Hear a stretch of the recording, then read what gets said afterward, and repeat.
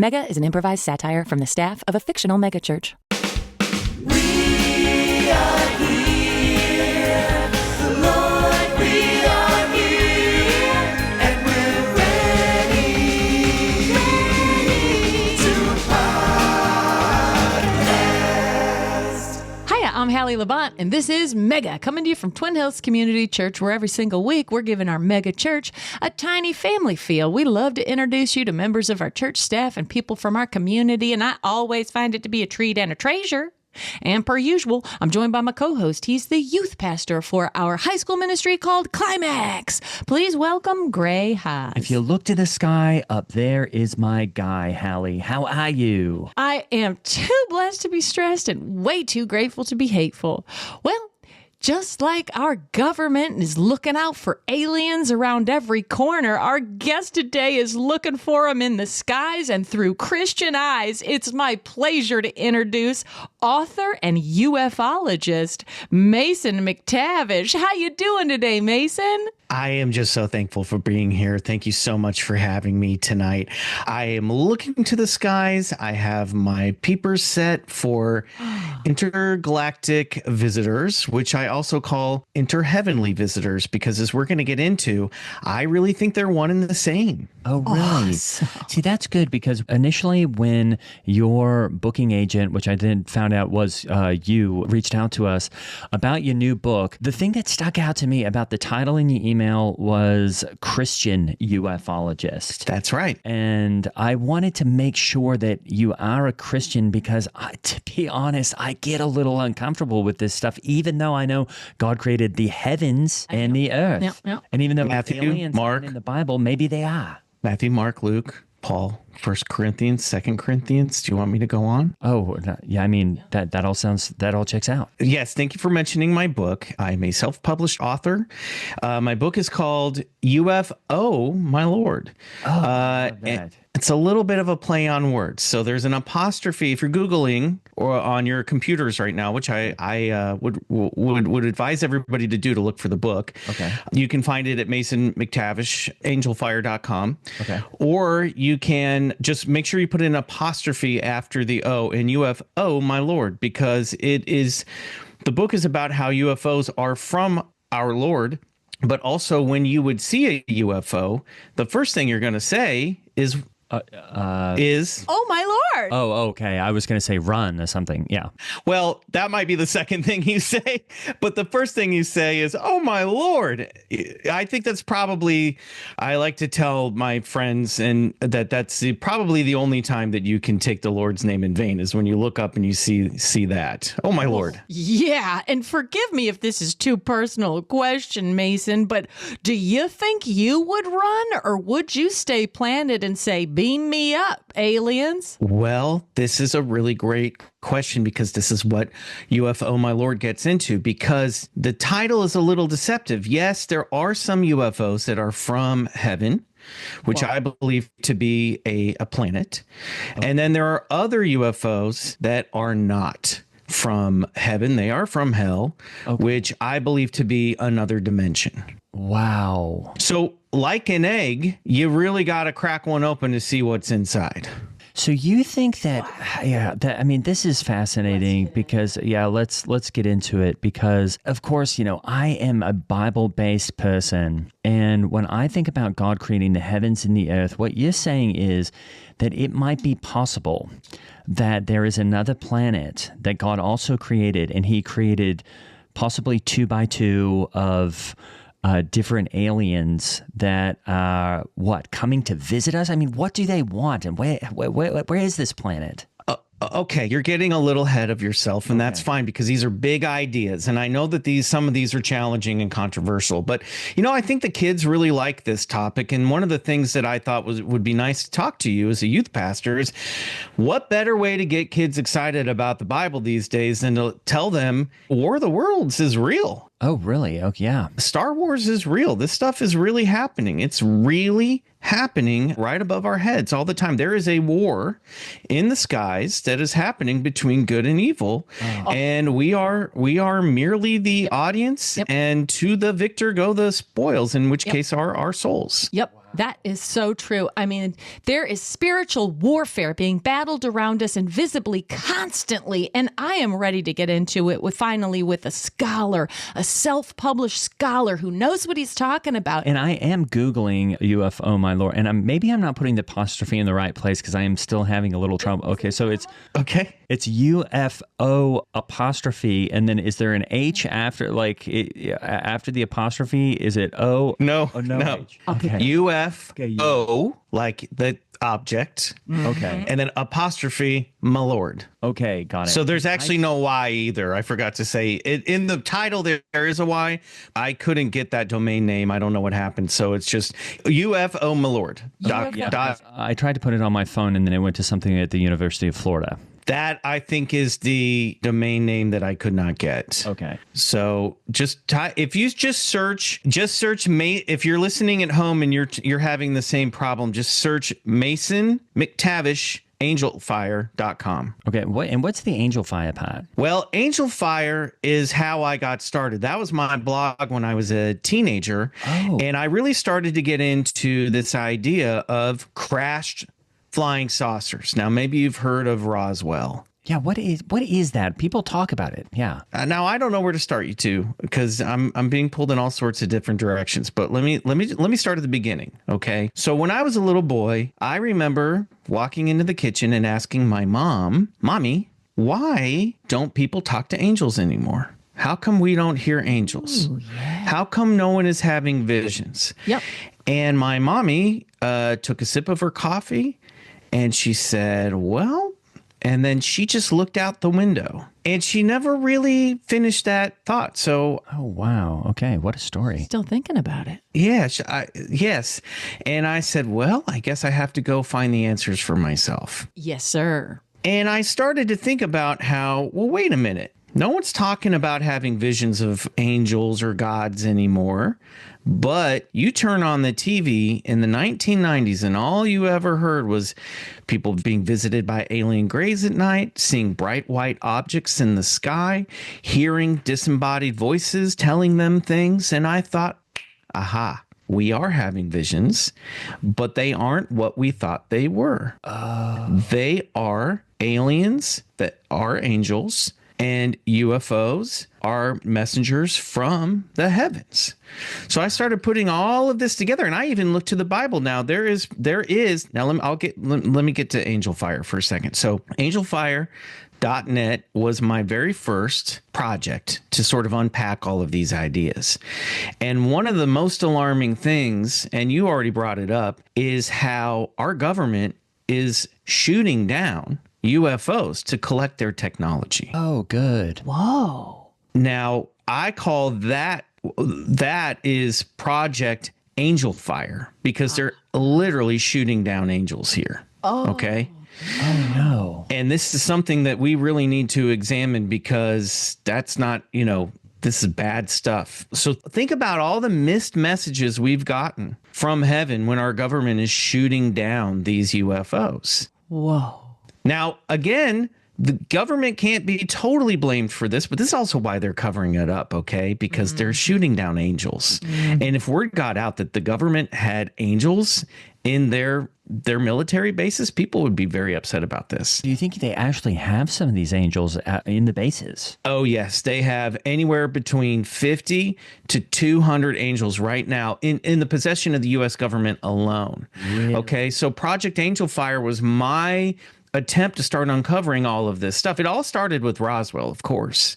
That was the first angelic vessel that we shot down. But in that case, and this is why I can't totally blame the government, inside of that UFO were not angels. Those were alien greys, which are demons. Really? I mean, I don't see color, but that's really fascinating. Well, alien greys are just gray. So if you saw any light on the spectrum, it would be sort of in between bright and dark. Oh, I'm just talking about race. I don't see race. Oh. Well, I don't know if we can exactly call them a race. They are infernal creatures created by Satan himself. So, Really? Then maybe yes, I think it's okay to hate alien grays because they're here to torture, study, and ultimately take our soul. Oh no. Well, and again, I am, I'm sorry, I am Googling UF. So, Okay. So is the apostrophe? Sorry, I have gas. That's fine. So is the apostrophe, it's UFO, because then it's another website came up that I do not think it, because UFO, my Lord, .com, that is not something positive for anyone. Just Yes. Oh, okay. So I think what you're missing, this is my bad. It's UF. it's just the letter U, not YOU, because I just put in UFO, my Lord. No, it is YOU. Oh, it is. It is, okay. Sorry, that was, again, domain names were very tricky with this one, so I had to sort of cheat it. So it's YOU. With an apostrophe. That is a challenge, isn't it? It is, but that's one of the only ways I could get it. Sorry, I have gas. Oh, I'll put you on the top of my prayer list. Thank you.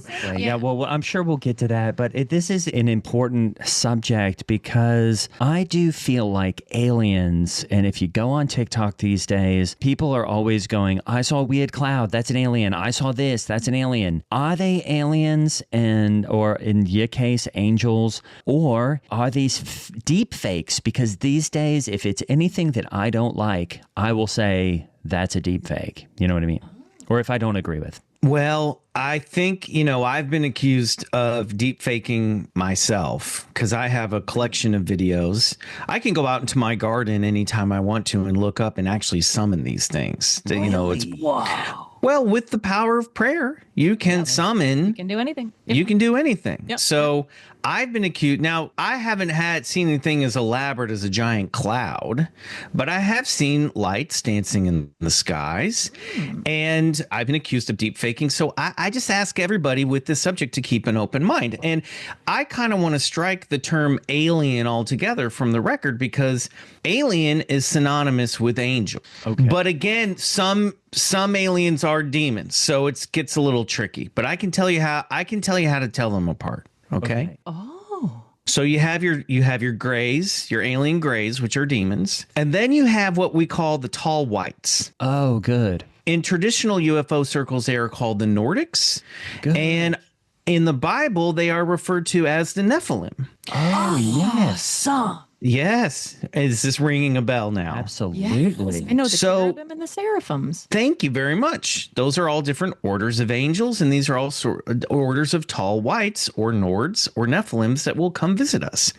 So you'll know the tall whites because they're tall, they're very good looking, and they usually have blonde hair. Oh, great. Oh, goodness gracious. And those are what we call also angels in the Bible. Now, I want to point to a specific story from the Bible, the book of Ezekiel, Ezekiel's Wheel. Have you all heard of it? Oh, yes, Yeah. definitely. Now, this is a vision that Ezekiel had. He was in the land of Babylonia, and he was sent a vision by the Lord, which was a UFO. He looked up into the sky, and he saw these angelic beings, which I think are hybrids, with human, cow, eagle, and lion faces, and two sets of wings.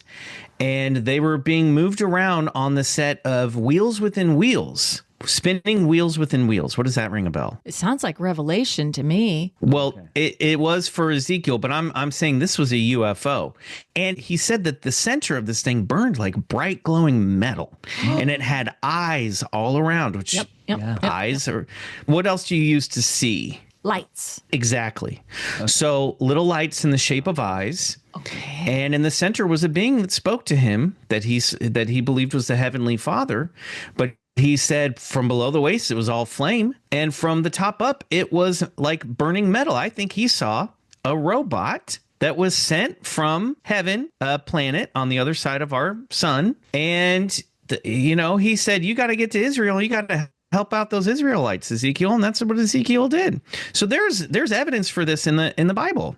The Bible also talks about, now don't get me started, but the Bible also talks about the Nephilim being the children of the Son of God and the daughters of Adam, daughters of man. Yeah. So these Nephilim are also human and alien or angelic hybrids, giants. Oh, yeah. And that's in the Bible. And guess That who is the good. most famous one of them all is? Goliath. That's right. And the second most famous is Andre the Giant. Yeah, that's right. That's right. From Princess Bride, which is a very wholesome movie. Now, that is an example of a modern day Nephilim who went on to have a great career and is beloved. Yeah, yeah, yeah. You know, and it's not surprising to me. I always love it when we find out God is so much bigger than we think, that the universe is so much more interesting than we think.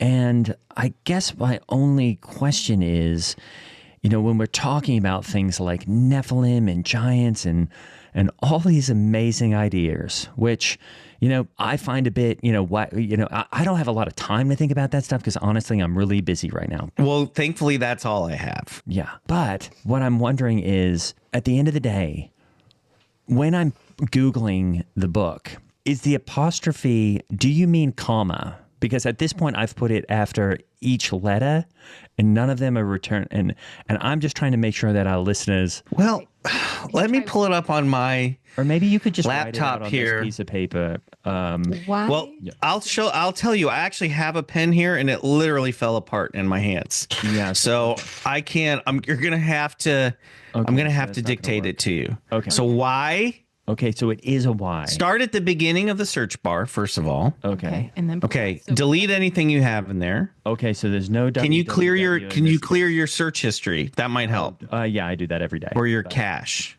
Yes. Okay. Y Y O O U U. capital F. Okay, so were those lowercase? Yes. Yes.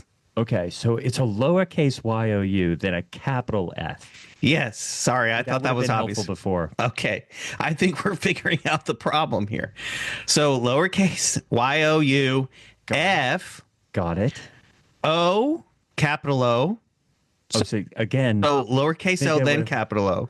see that would have helped because you know when you're switching cases here mid URL, I feel like people aren't going to pick up. So capital. It F, was a capital O. domain name thing. It was a right. domain name thing.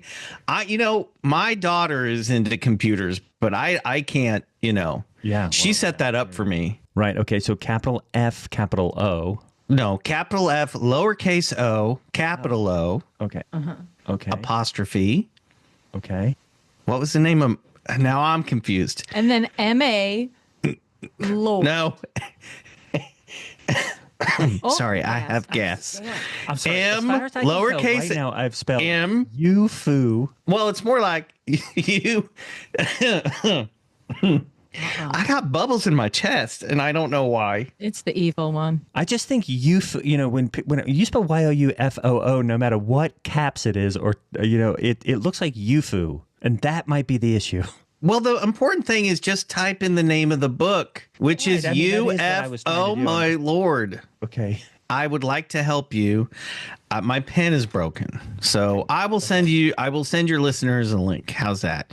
Can you give me Can you give me an email list of your listeners? Yeah. That would actually be very helpful for me. Can you forward me your email list? Actually, well, we'll talk about that, Hallie. Anyway, yes. For those who are listening, just check out Yu-Fu, comma. Lord. No, apostrophe.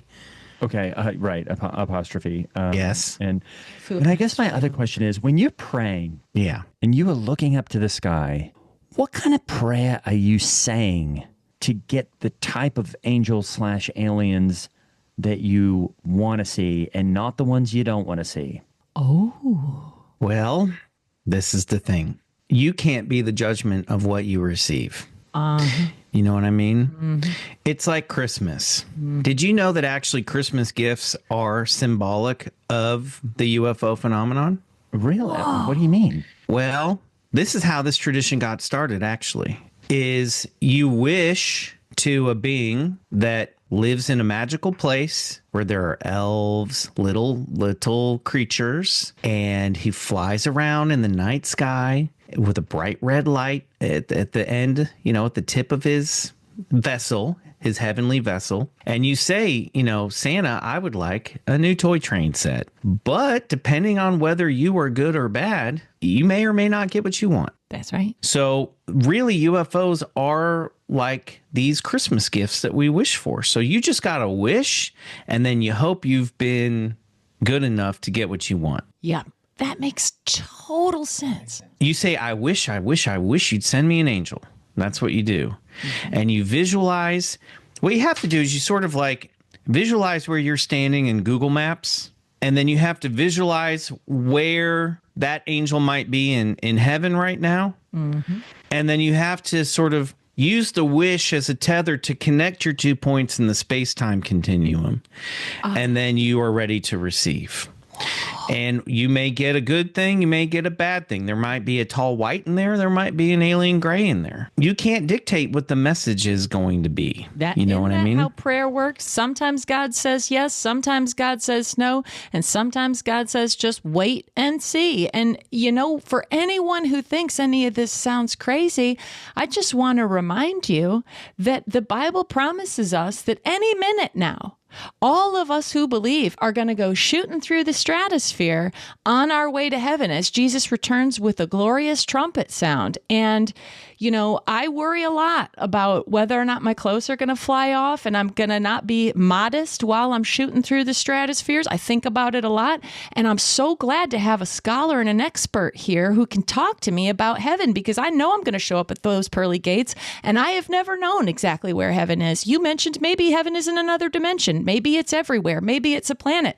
Do we have anything pointing us to what heaven might actually be? Yes, heaven is on the opposite side of the sun from our planet. Yeah. That's why we refer to Jesus as the Son of God, because it's S-U-N, actually. It's not S-O-N. Now, yes, he was the Son of God, but he's also the Son of God. That is a clue to point towards where heaven is. It's on the other side of that celestial object that gives us all life that we can't see. And so is heaven also moving around the sun? I'm just trying to... Yes. Heaven is moving around the sun. Constant we're in the same orbit. Really? So it's just on the other side of the sun. So we'll never see it on this plane, but when we die. And I also want to tell you about, I know everyone was, as well as I was, disappointed with what didn't happen on September 23rd. Yeah. But I do want to address the clothing issue, because the good news is now when we ascend, we will be beamed up by these flying saucers, by the tall whites. Oh. And don't worry about being naked, because they have silver jumpsuits for everybody in there. Okay. Yeah. Wow. This is a huge relief, because I've been wearing a nude colored skin tight bodysuit in case my, flowing linen Chico's outfits go flying off from the sheer speed. That skin tight suit, that's going to fly right off you too. Oh, so no. you're going to have about, I would say, a minute to maybe 5 minutes of nudity. They got to hand out all the suits. So it's about a minute to get up into the craft. And then they have to file everybody in, one by one, but they dim the lights inside the craft so no one can really see. And then they will take you into a changing room, an exam room. First of all, they do exam you to make sure that they picked the right people, because if you're a bad egg, you get tossed back down. Yeah. We don't want any Democrats on the ship. Okay. Exactly. We know how they run things. So you'll get a silver jumpsuit and then you're good to go. And then you just beam around the other side of the sun and you're in heaven. How many light years or minutes will it take to get over to that side? It's surprisingly not too bad. It's about 65 minutes to get there. Oh, that's fantastic. That is. Yeah. And that's better than honestly, that's better than a flight to Chicago. Well, you know how when Christ was crucified, he turned to one of his neighbors and said, "Tomorrow you will be with me in heaven." Right. Because it doesn't take that long to get there. Yeah. Well, you've got me thinking, Mason, honestly, it might sound a little wild for people to hear that, are aliens angels? Is it one and the same? Is it this? Is it that? Well, you've got me thinking about the story in Genesis, in the Bible, in the Old Testament, about Lot and his family were visited by two angels. Here they are in Sodom. They're just hanging out in Sodom. At this point, Sodom's just a regular old village. You know, you got your butcher, your baker, your candlestick maker, and Lot's got a couple of young daughters. And the next thing he knows, the Bible says two angels knock on his door, and they're so good looking that everyone in Sodom surrounds the house and says, we want to have sex with your visitors.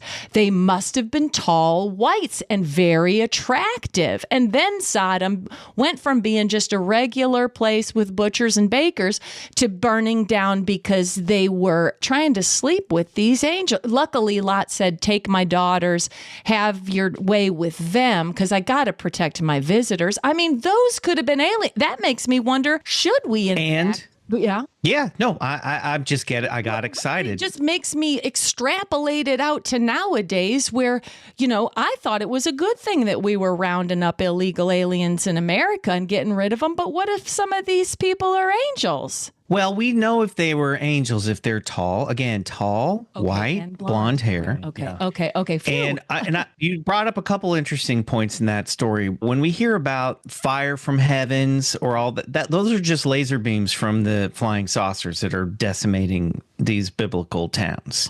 So anytime you hear the term struck by lightning or any of these things that the God smoting or smiting or any of that stuff, that's when a craft or a mothership just comes down and lays waste to everything. Whoa. And then I want to point out, we haven't even brought this up, the most important UFO in the Bible so far was on the Nativity, which is, of course, the star in the sky that the Magi followed was That's a right. UFO. Oh, my Lord. That's right. The wise men probably said, my Lord, we're going to Bethlehem. And I just want That's to point right. out that if you do go to UFO, this is something to do with Mr. T is the first thing that comes up, and it just says UFO. And then my Lord. And so I just want to point out that to everyone that the caps is an issue from before, because if you do the wrong caps, it is a Mr. T. This says it's a Mr. T fan site, and it just says, I pity you, Fu, my Lord. Okay, I'm trying to write this down for you. Yeah, I don't have I just grabbed this. It's actually an eraser. I didn't even know I had one of these in my desk. Oh, I don't either. We'll find it. Don't worry. I'll send. If you give me the email list of all of your listeners, I will send out links to purchase. Well, there's a couple things. I know we're getting short on time, so there's just a couple things that I wanted everyone to be aware of. I do have another book coming out soon. It's called Nepho Babies. Oh. And this is a book all about people that I think are, you've all heard of Nepo babies, but these are people that I think are actually Nephilim human hybrids. Uh-huh. So just name some people and I'll tell you whether or not they're a Nepho baby. Oh, AOC. No, she's a whore of Babylon. Okay. Mel Gibson. Nepho baby. Taylor Swift. Whore of Babylon. Michael W. Smith. Nepho baby. Actually, both parents were Nephilim. Hillary Clinton. I think we all know the answer. Well, would you be shocked to know she is in fact a Nepho baby, but she was from a fallen Nephilim. She's the product of a Nephilim and an Anunnaki. And the Anunnaki are the shape-shifting reptilians, or the Dracos, that are helping the Democratic Party infiltrate the world. Now that makes perfect sense. I'm Holly Laurent playing Hallie Levant, and that over there, that's Greg Hess playing Gray Haas. If you would like the Mega VIP treatment and listen ad-free, just go to mega.supercast.com. We would love it if you did. Become a member. Do it. It'll feel so good. Speaking of Supercast, it's a great time to join. There's a free trial, and that is the best way to make sure that Mega keeps going. You know, you'll get your 4 to 6 episodes per month ad-free, including a behind-the-scenes podcast that we make. And really, it is the way we keep going. So please consider a Supercast membership. A very special thanks to our founding members. That's Bobby and Betty, Nana and T-Pop, Adrian O, Kristen A, and Anonymous. You know who you are. See you next time.